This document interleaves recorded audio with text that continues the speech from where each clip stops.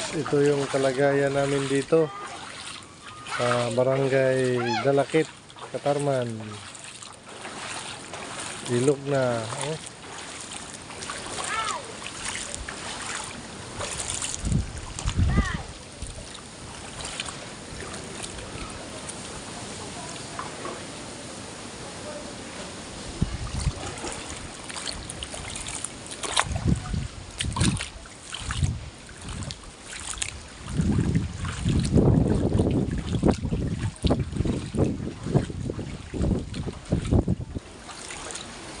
Kawawa naman yung mga bahay dito, yung mga tao. Ito, hindi na umandar yung motor niya, lumubog sa tubig. So may bata na pagala-gala pa, gusto niya siguro lumangoy sa tubig, baha. Ayun.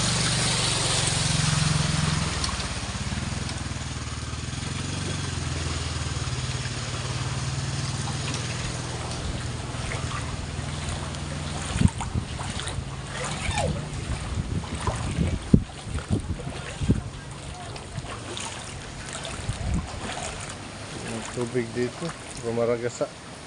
Papunta na ito ng dagat.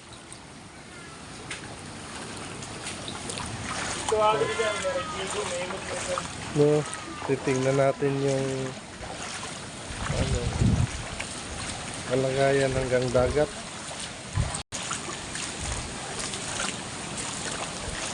Ito yung daan natin na himo ng sapa. Parang sapa na siya.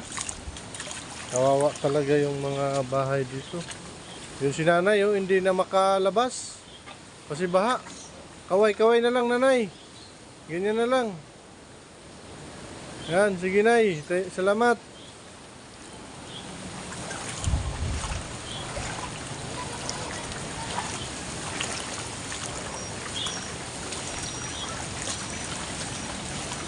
Basa na.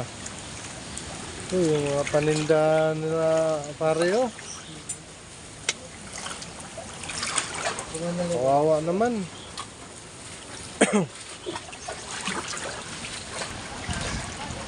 Talagang napakadelikado na ng daan dito. Puro na tubig papunta ng dagat. Yung daan ito na dinadaanan ng motor, ito na para ng sapa siya. Oh, sige lang, thank you. Marami siyang dagat. Ako, lalim. Delikado. Oh. Delikado. Dagat na yan dyan. Kailangan natin ito maabutan ng mga tulong. Ito na yung kailangan ng mga ayuda. Sana ng mga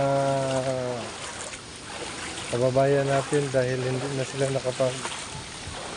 hanap buhay dahil baha, hindi na sila makalabas ng bahay. Sana kaya yung mga ayuda, kahit saan ka dito magsuot, puro tubig.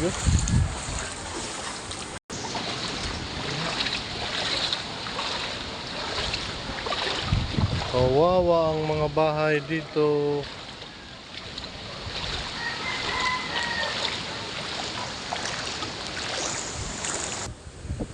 Ito na yung dagat.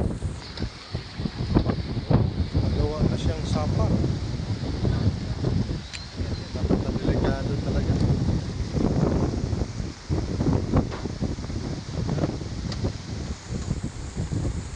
Kung sino man yung magandang puso dyan na makakita dito sa sitwasyon namin, tulungan natin ito sila.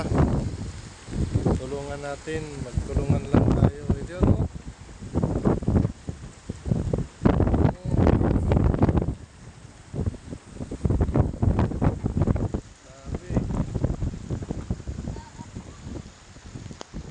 Delikado na ng sitwasyon dito.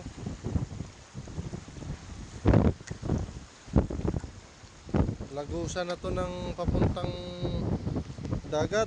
Simula doon mas lalo nang lumaki ang daan. Simula noon maliit pa ito, hanggang ngayon lumaki na, lumapad na, delikado na yung bahay na yun, oh. Nakaangat na sa lupa, nakuha na ng buhangin yung ilalim niya.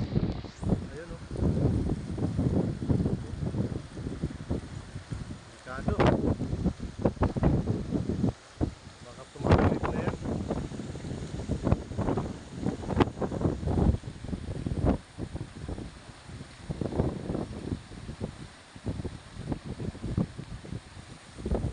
Lord, tama naman sana. Kawawa naman kami dito. Yun si ate, oh. Grabe, walang tulog din yan. Parehas kami, walang tulog. Dahil monitor ko rin yung tubig sa bahay. Parehas lang kami.